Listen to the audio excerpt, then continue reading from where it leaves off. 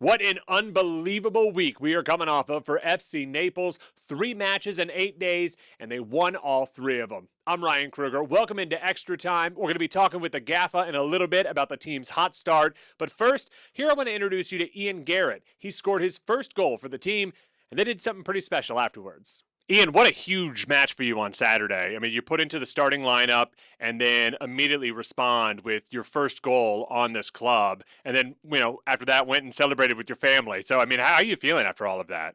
Yeah, it definitely was a big game for me. Happy to contribute and on the scoreboard, of course. That's it's not everything, but I mean, goals win games. So, it's always nice to get that recognition. And then, my family, most of my family lives in Florida, so they try to make it to most of the games. And they stand in the same spot every single game. I knew exactly where they were, and I definitely they were supporting me. My girlfriend telling me before the game that I'm going to score. So I ran right to her, and then my dad was right next to it. And couldn't really see him. The rest of my family was in the area as well, just a little late to the celebration. But yeah, it's definitely a really nice moment for me and my family. And what I loved about it too is that it was such a great team goal. Started with the defensive act, and then it went up, and you and Carson running right next to each other, and he passed it to you, and boom, just right in there. Really a great goal, team goal. Yeah, 100%. I mean, if you like you said, it starts with the defensive side of it. We press well and force them into a maybe a difficult ball. And Mark, I think, Mark Dreas won it off of the defender, or off the player, and then Chris Heckenberg played like a one-touch ball into Carson, which was a good ball as well, quickly turning defense into attack. And then Carson obviously is a goal scorer, and he knows the type of ball that you want as a striker to be able to play one touch and shoot on the first time. So he played the right pass, and yeah, just that was it. I don't know if you were able to. You were probably too busy celebrating. The goalie threw quite the temper tantrum. I'm not sure what there was a missed defensive assignment or what, but he was pretty upset. Yeah, I saw it when I watched it back. I mean, whenever you lose the ball in midfield and we immediately counter and scored, a lot of times teams are pretty frustrated with whoever loses the ball, or maybe the defensive organization after the ball was lost. But I mean, yeah, it's nice to have the contrasting emotions of our extreme joy and their extreme frustration. Absolutely. I want to go back to you talking about your family coming to visit. It's great that they're in Florida and able to do that because for several years of your career, looking you up, you were on the other side of the world. So tell me about your journey from, I guess, right after high school to where you are now. Yeah, so I mean, I have a little bit different journey than a lot of guys that come through the American system. A lot of guys go to college right after high school, and they play a few years there, and then either they get drafted or they don't, and they try and figure out their way from there. For me, to be honest, I wasn't a great student. Never really had a ton of things I was super interested in the school, and always wanted to play more soccer than I wanted to be in the classroom. So like the college season of a few months of the year you're playing, and then the rest of it maybe you train and whatnot, but you're in school every single day. So for me, I was like, see if I could find a way to maybe go overseas where they play a proper full season, and find an opportunity there, and that's what I did. I first went over to Sweden, and basically worked my way back into or up through the leagues over there, bounced around to Finland, and just kind of find the next opportunity in those environments, and worked my way up to a good level over there. And then, but like you said, it's tough, being away from your family and friends, and your home. And eventually, as you get on in your career, you want to work your way back towards what means the most to you. And that's for me, like being around my family. So definitely been trying to get back into the state of Florida where a lot of my family is, and enjoy that sort of thing. Of course, FC Naples didn't exist 2 years ago, and USL League One, it's only about 6 years old as a league. I was talking last week with Dominic Backstein when he came on. He's fresh out of college, was able to sign. I said, man, if you were 5 years older, you probably would have had to go overseas because there was limited opportunities. What's that like for a guy like you now that you have more of these opportunities out there? Yeah. Yeah. I mean, it's great. Like you said, I mean, back when I was, Dominic's age, there were not many teams that, at least in the lower leagues, we could kind of work your way into, and try and get into the professional system. So that's why immediately I was like, I got to go overseas and find an opportunity in the lower leagues and try to work my way up. It's great. I mean, you look at the obviously FC Naples this season, but like I think already there's like 4 or 5 teams that for the next season that already confirmed they're gonna be joining the league or something like that too. So it's a growing league, growing. Obviously soccer is always growing in this country, and it's very cool to see. And who knows where it'll end up next. Mhm. Did you sense that when you were growing up? I mean, was it a lot of your friends were all into soccer, or was it really like you were the only one who was really into it? Yeah, I mean, to be honest, I don't. My dad was a ex pro player, ex pro coach.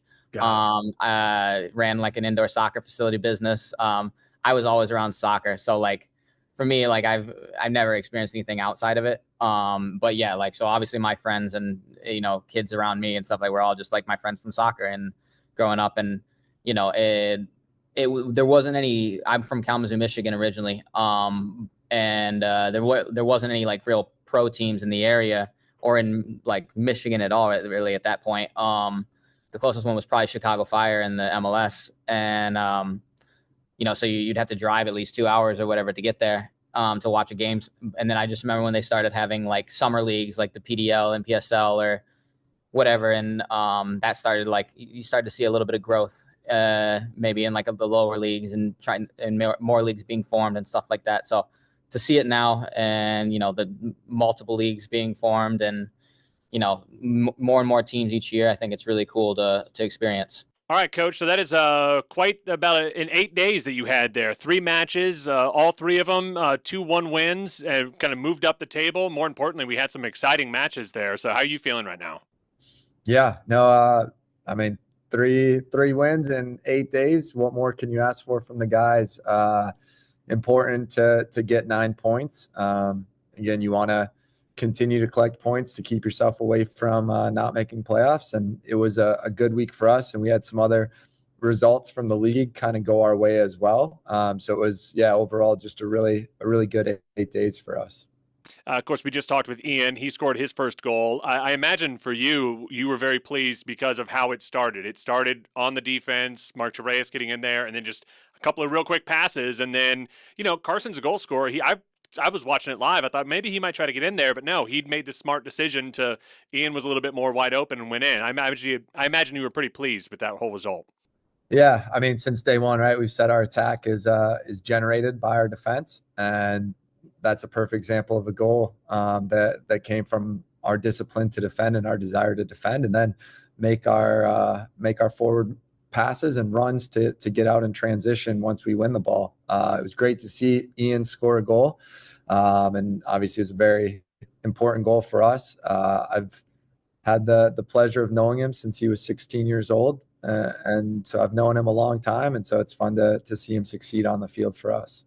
Wow. Of course, you guys could both go back to Finland. So, yeah, that is quite the history that you all have. Let's talk about that goal from Julian Cisneros, which was, I'm sure it's exactly how you guys drew it up. I mean, that was like when Steph Curry does those like 40-foot threes and you watch it, you go, wait, that just went in? That was, it was a pretty awesome goal. Yeah, no, incredible finish. Obviously, tough to say exactly what was trying to do with the ball, but ultimately when you put the ball in dangerous situations, dangerous places, anything can happen, right? Maybe the keeper gets a hand on it and one of our other guys trailing is able to tap it in. Obviously, incredibly glad that it continued its trajectory in flight and dropped somehow in the back of the goal like that. But again, it was a really important goal for us to kind of take any momentum away from them going right into the half being up 2-0. So it was great, and it was great to see him. I mean, he scored some fantastic goals for us this year, which is always fun to see. Yeah. Let's go to the match before South Georgia Tormenta. Again, another 2-1 victory. That was an interesting one. You always talk about how you like your guys to make sure you're in the right position and make sure you're making the right decisions. Both those goals, it looked like that's exactly what it was. I mean, it was neither one was a breakaway. It wasn't these really pretty ones. Those were gritty goals, but Carson and Luca were in the right spot at the right time. Yeah, if there's one, you're going to get some goals by pretty play and scoring the first shot and all of these things, but being scrappy inside the box, just continuing to to be ready for the second ball, be ready for the rebound, be ready for the deflection, staying active and engaged. Those will give you multiple goals a season. And those goals are perfect examples of that. The first shot didn't lead or didn't create the goal, but we stayed active. We stayed hungry in the box. And there you go. You had a Purple with a great rebound goal, and then Carson with the deflection off the player and turning and finishing that himself. So again, you can score goals by this gritty and staying active. And it was great to see that type of goal as well. So let's talk about this upcoming match as you travel up to go see Forward Madison. Now, you played them earlier in the year. I think it was the second match of the season. You won that one 2-0. I know they're an historic team. They've been around for a long time. What are you noticing now as you look at them again with fresh new eyes? Yeah, they've definitely, the last 6 games, started to hit a little bit more consistency, I would say. They have quality players. They have a very strong identity of what they want to do, how they want to create goals. They're known for being very disciplined and hard to score on, especially at home defensively. Their environment is fantastic. They have a really good fan base, and it's really hard to score there. So you have to take advantage of the opportunities you get when you're playing on the road against them, and you have to be ready, because they have a lot of quality in a lot of different places. They have a lot of experience. They're one of maybe the older teams, so they have guys with long careers of a lot of different environments they've been in, and so you just really have to be mentally engaged in the game against them. Join us every week on Extra Time.